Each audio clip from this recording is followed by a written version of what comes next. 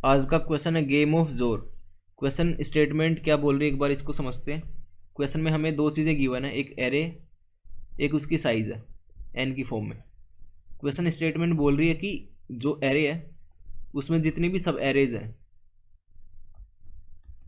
सभी सब एरेज के एलिमेंट्स का आपस में जोड़ करना है और जो भी ये रिजल्ट आएगा उसी को हमें रिटर्न करना है। रिटर्न जोड़ ऑफ ऑल एलिमेंट्स ऑफ सब एरेज ऑफ दिस एरे। ये सिंपल सी क्वेश्चन की स्टेटमेंट है। तो स्टेटमेंट के बाद सबसे पहले माइंड में आएगा एरे गिवन है, उससे सब एरेज फाइंड कर सकते हैं। जितनी भी सब एरेज आई उनके जितने भी एलिमेंट्स हैं उन सभी का आपस में जोड़ कर देते हैं और आंसर आ जाएगा। और बिल्कुल ये अप्रोच सही है, पर इससे होगा क्या कि जितनी भी सब एरेज होती हैं किसी भी एक एरे में जिसकी साइज एन है, तो टोटल सब एरेज आती हैं n into n plus one divide by two. मतलब अगर इसको अगर मोटा मोटा समझे तो ये एन स्क्वायर में आती है। अगर एन एरे की लेंथ है तो एन स्क्वायर उसकी सब एरेज होंगी। अब इससे प्रॉब्लम क्या हो सकती है वो अब समझते हैं। उसके लिए हमें पहले कंस्ट्रेंट देखने पड़ेंगे।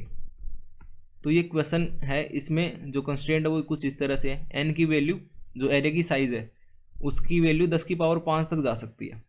तो इसके साथ साथ हम ये भी समझ लेते हैं किसी भी प्रॉब्लम में टीएलई क्यों आता है, कब आता है।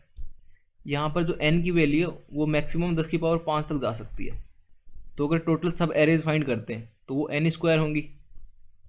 एन स्क्वायर का मतलब हो गया 10 की पावर 10। तो यहाँ से हमें दिक्कत क्या आएगी, जो सिस्टम्स होते हैं जिनमें हम कोड रन करते हैं, मतलब मेजोरिटी सिस्टम्स में एक चीज़ होती है वो 10 की पावर 8 ऑपरेशंस पर सेकेंड करते हैं, ऑपरेशंस पर सेकेंड। तो 10 की पावर 8 ऑपरेशंस कर सकते हैं वो एक सेकेंड में। अगर उन ऑपरेशंस को मतलब इन सिस्टम्स को अगर जो टाइम है वो एक सेकेंड से ज़्यादा लग रहा है किसी एक कोड को रन करने में, तो वो टीएलई दे देता है। अगर मतलब एक सेकेंड से ज़्यादा लग रहा है तो टाइम एक सेकेंड से अगर ग्रेटर है तो वो टीएलई कर देता है, जनरेट कर देता है। अगर एक सेकेंड से कम आ रहा है या फिर इक्वल आ रहा है उस वाले केस में वो जो भी कोड का रिटर्न मतलब आउटपुट होता है उसको जनरेट कर देता है, रिटर्न कर देगा वो जो भी आउटपुट होगा। तो टीएलई कब आता है हमें उसको समझना है। टीएलई जब आता है जब ऑपरेशंस 10 की पावर 8 से ज़्यादा हों। यहाँ पर एन स्क्वायर ही 10 की पावर 10 आ रहा है, इसका मतलब ये टीएलई दे देगा। अगर एन स्क्वायर में हम सोचेंगे इसको तो ये वाली जो अप्रोच थी ऊपर ये टीएलई दे देगी, क्योंकि जो सिस्टम है वो 10 की पावर 8 ऑपरेशंस कर सकता है एक सेकेंड में। और ये जो 10 की पावर 8 है ये भी वेरी करता है अगर कोड जावा में लिखा है या फिर सी प्लस प्लस में लिखा है। अगर सी प्लस प्लस में होता है तो ये थोड़ा सा ज़्यादा होता है 10 की पावर 8 से। आई गेस ये 4 इंटू 10 की पावर 8 होता है। और जावा में जो ऑपरेशंस पर सेकंड होते हैं 10 की पावर 8 से थोड़े से कम होते हैं, इसीलिए जावा को थोड़ा स्लो लैंग्वेज बोलते हैं और सी प्लस प्लस को फास्ट बोलते हैं, क्योंकि उसमें एक सेकंड में हम ज़्यादा ऑपरेशंस कर सकते हैं और जावा में थोड़े कम कर सकते हैं।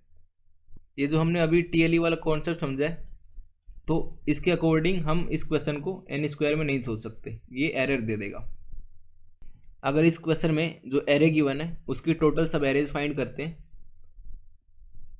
तो ये हमें टीएलई दे देगा। तो यहाँ पर ऐसा क्या करें कि क्वेश्चन भी सोल्व हो जाए और टीएलई भी ना आए। उसके लिए हमें जो एक्स ओ आर है जोड़ उसकी प्रॉपर्टीज समझनी पड़ेंगी।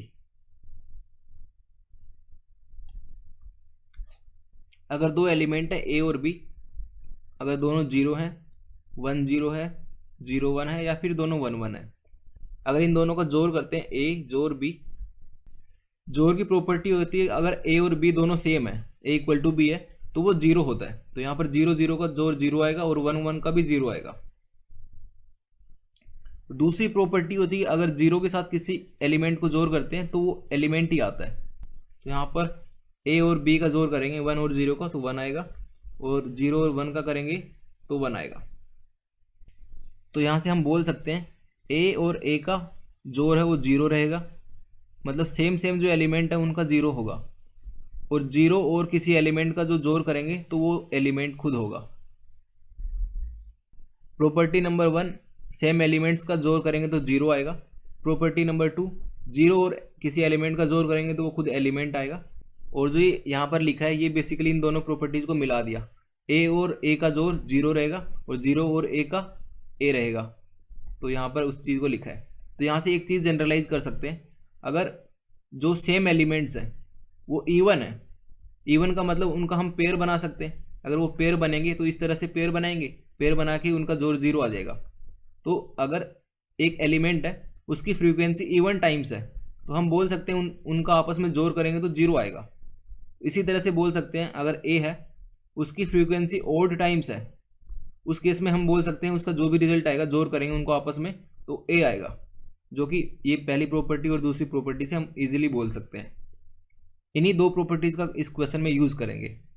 यहाँ से हम बोल सकते हैं कि जो एरे है उसकी टोटल सब एरेज फाइंड करने की कोई ज़रूरत नहीं है, क्योंकि हमें बेसिकली जो एलिमेंट्स हैं, जो भी एलिमेंट्स होंगे सब एरेज में, उनकी फ्रीक्वेंसी फाइंड करनी है। अगर किसी एक पर्टिकुलर एलिमेंट की, अगर हम किसी एक पर्टिकुलर एलिमेंट की फ्रीक्वेंसी फाइंड कर पाते हैं कि वो इवन टाइम्स आ रहा है कि ओड टाइम्स आ रहा है, तो उससे हम डायरेक्टली बता पाएंगे अगर वो इवन रहेगा तो उसका जोड़ 0 होगा, अगर वो ओड आएगा तो उसका जोड़ ए आएगा।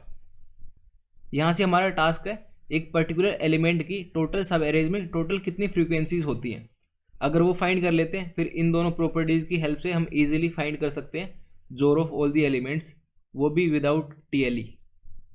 उसके लिए एक एरे मान लेते हैं, एरे जिसकी साइज़ 5 है, जिसमें 5 एलिमेंट है, 1 है, 2, 3, 4 और 5।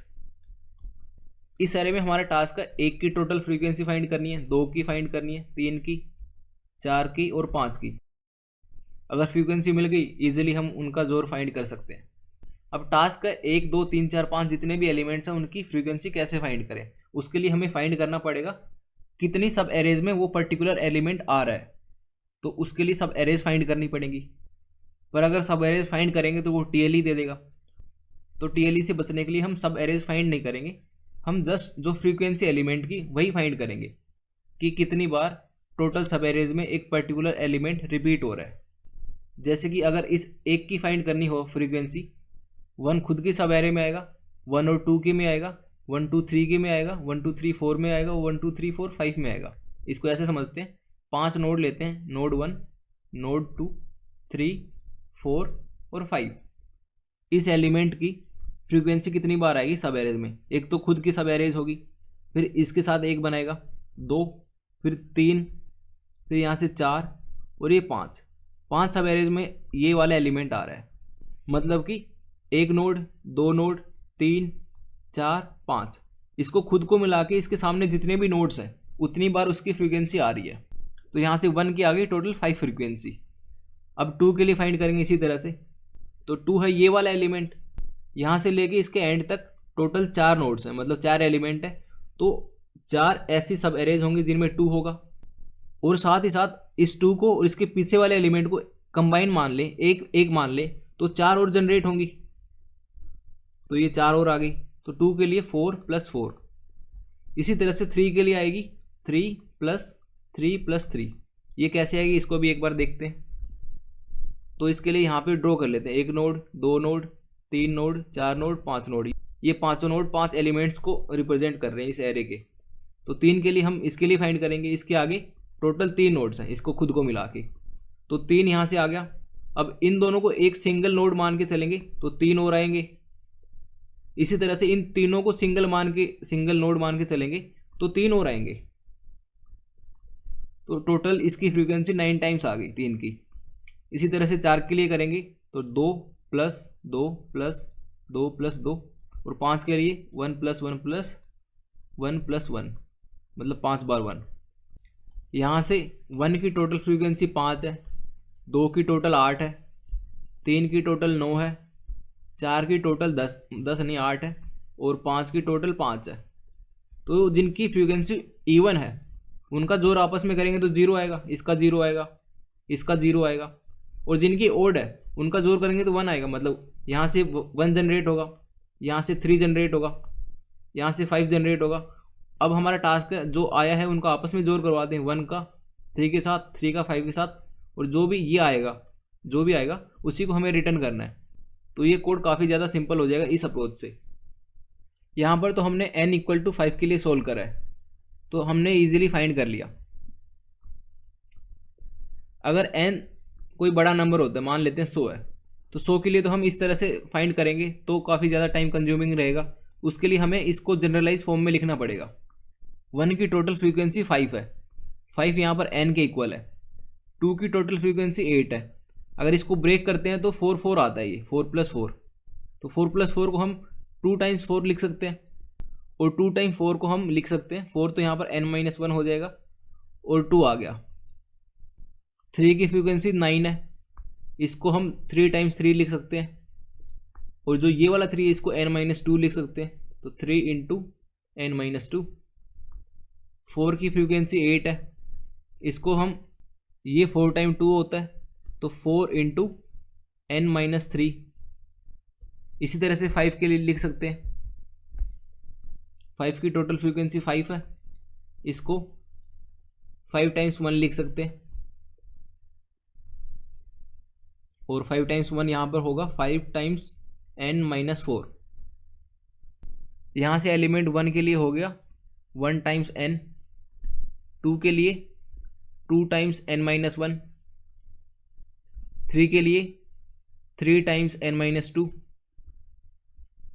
4 के लिए 4 × n-3, और 5 के लिए 5 × n-4। इसको भी हम जनरलाइज अगर लिखें, अब इस चीज़ को भी अगर और जनरलाइज फॉर्म में लिखते हैं तो कुछ ऐसे लिखेंगे। ये हमारे डिनोट कर रहे हैं जो एलिमेंट्स हैं एरे के अंदर। तो 1 यहाँ पर i = 0 वाला एलिमेंट है, i = 1 वाला, इंडेक्स 1 वाला, इंडेक्स 2 वाला एलिमेंट ये है, इंडेक्स 3 वाला ये है, इंडेक्स 4 वाला ये है। तो अगर इसको जनरलाइज फॉर्म में लिखें तो at any index i, at i जो भी फ्रीक्वेंसी होगी एक पर्टिकुलर एलिमेंट की वो होगी i + 1 टाइम्स n-i।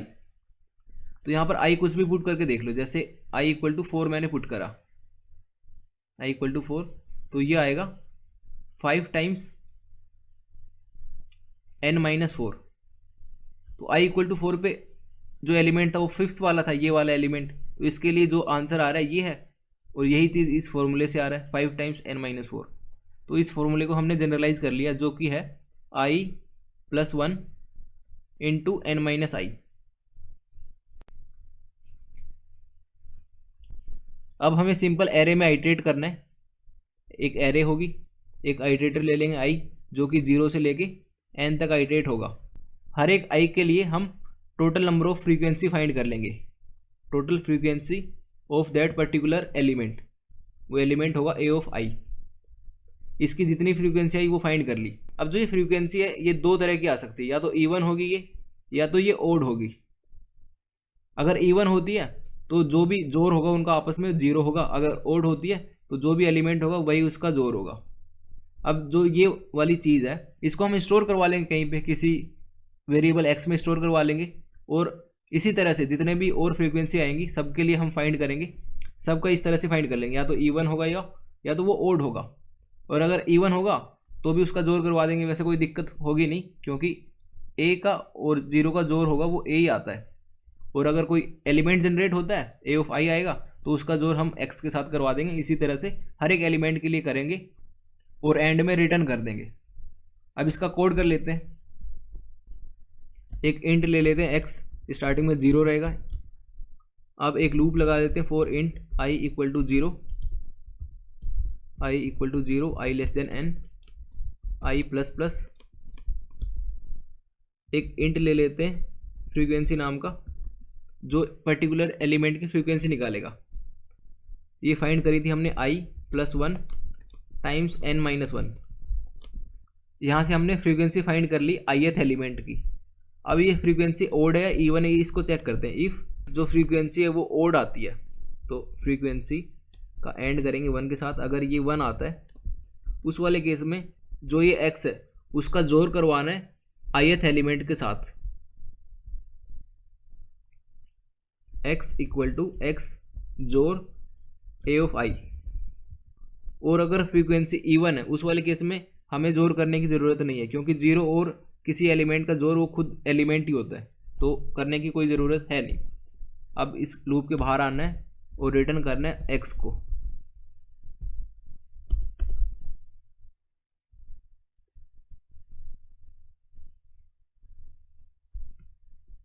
यहाँ पर x - i आएगा।